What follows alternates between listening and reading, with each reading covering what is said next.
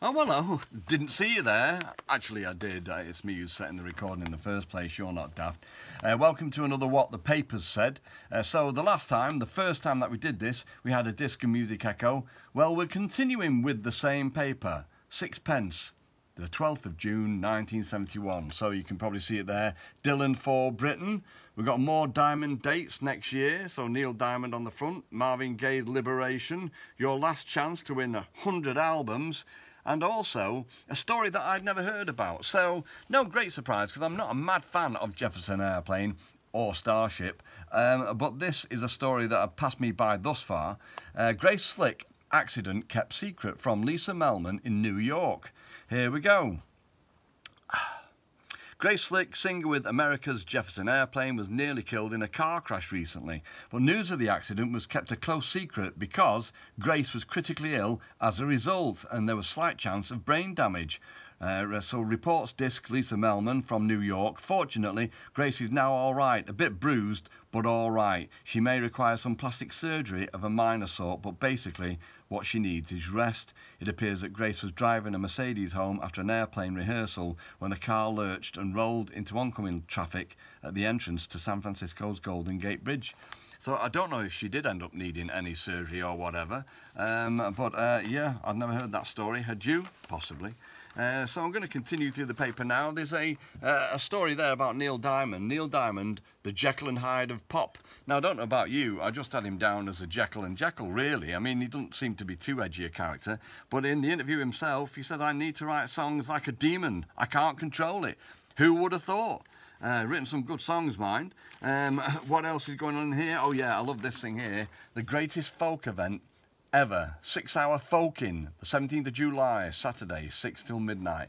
And the artists appearing there, Bampton Morris Dancers, the Coppers, Tony Foxworthy, the High Level Ranters, Headlington Quarry Morris Dancers, the Ian Campbell Folk Group, and Loftus Sword Dancers. So, a right old folk in there. Missed that, unfortunately. I was only 10 years old at the time, and was ironically probably doing some Morris dancing, because whilst I was at primary school, we had a teacher. What was he called? Can't remember now. But he used to make us Morris dance. Seriously. So, to give you an idea as to what was going on in the world, on the 12th of June 1971, the albums, the top album, #1, Sticky Fingers, Rolling Stones. Singles, Knock 3 Times by Dawn on the Bell label. So that was going on in the charts at that particular point in time. Anything else going interesting there? Crazy Horse are coming over. I don't know if you know their debut album, but it's a killer. Of course, they worked with Neil Young an awful lot. Ex-Monkey, Davy Jones, loses his camouflage. He's got a single out called Rainy Jane, which did absolutely nothing as far as I can remember. But he had a pretty rough ride, didn't he, after the Monkeys? But there you go. That's showbiz. And here is where we get on to what I will be looking at in a short while. It's a column by John Peel, and it's a good one. But let's move on. We'll go back to that in a short while. There's a good bit of the old punnage going on there. Sounds and People, Buzz, Hookfoot, the group with soul, S-O-L-E. Oh, my aching sides.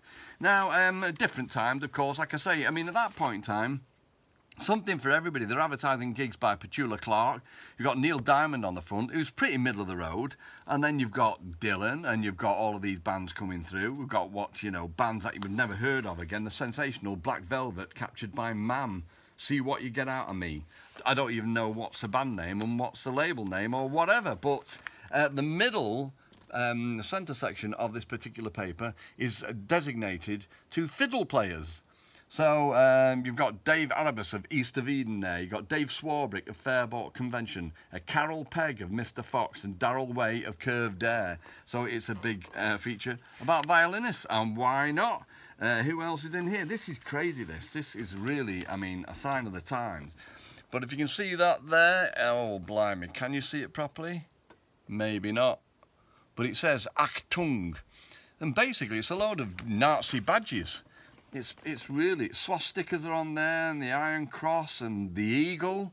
I'll put it up to you as close as I can. What I'll probably do, actually, is take a photograph and let the photographs do the talking at that particular point in time when we post this thing itself.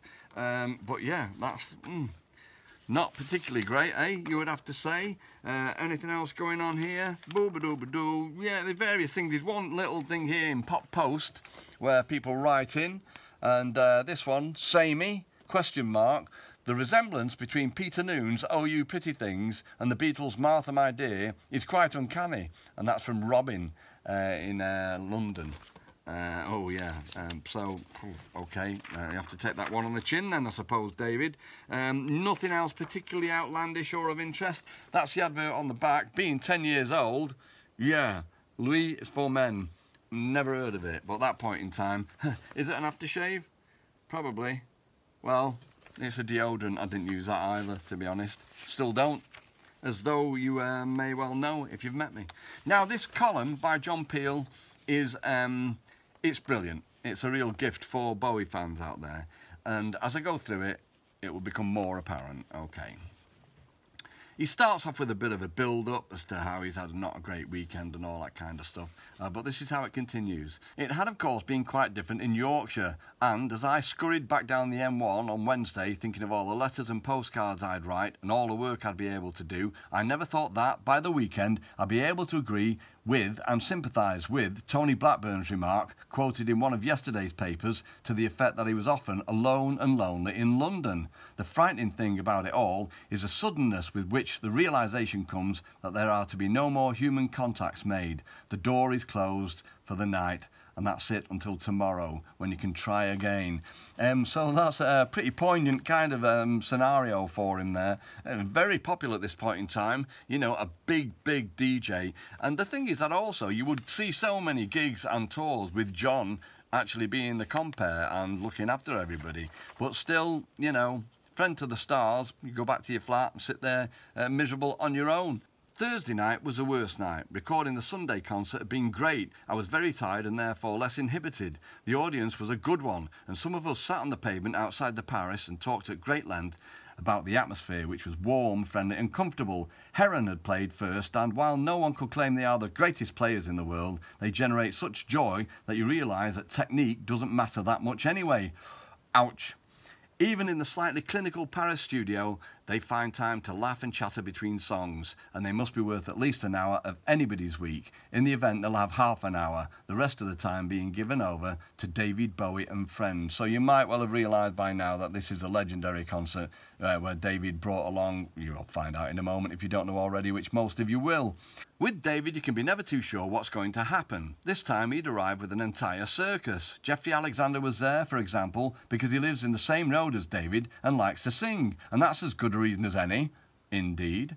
All of the songs were David's except for Chuck Berry's Almost Grown, and Mick Ronson, Mick Woodmansey and Trevor Bolder of Rono were playing on most of them, as was Mark Carr Pritchard of Arnold Corns. I hope, but cannot guarantee, that I've spelt everybody's name right. They started with Queen Bitch, which will be on the next David Bowie LP, and so will Bombers. No, it won't. Superman was on the last one, The Man Who Sold the World, which was very good and much overlooked. Also overlooked has been the Arnold Corns single Moon Age Daydream, which David wrote and produced. The next one will be Looking for a Friend, so David sang that before going into Almost Grown. Last Sunday, David became a father. He seemed uncertain about the baby's name, saying he preferred to let a name develop around the evolving personality. At the moment, she's Zoe Bowie, which is as good a start. Her father had written a new song especially in celebration, and that song is called Kooks, and he did that one by himself. So at this point in time, well, evidently, John, for one, and why should he, didn't know the sex of, well, Duncan. If you have the first Tyrannosaurus Rex LP, or David's Space Oddity LP, or the Gentle Giant LP, then you have in your home an example of the paintings of George Underwood. George, it turns out, is a Dylan freak, so David wrote him a special song which he, George, sang next, and which may also be the single. It's called, logically, Song for Bob Dylan. At least it is at the moment. You may have seen and heard of Dana Gillespie before. Anyway, it's her turn next. David says she's a very good songwriter, but she didn't sing any of her own songs, which was a pity because I'd have liked to hear them. She has a better voice than I'd imagined too, really good. She sang David's song Andy Warhol, which is going to be another single. The programme ended with just about everyone singing It Ain't Easy, and, come to think of it, that makes two David didn't write. So there you go. It's impossible to even think of all of the amazing things that John Peel did over his life. He changed the face of music, and you know, I mean, I was a fan of his show. Then he was a fan of the band I was in, The Fall, and then he became a colleague, and then I got to know him really well. He ended up being a friend. So I had 4 different relationships with John Peel.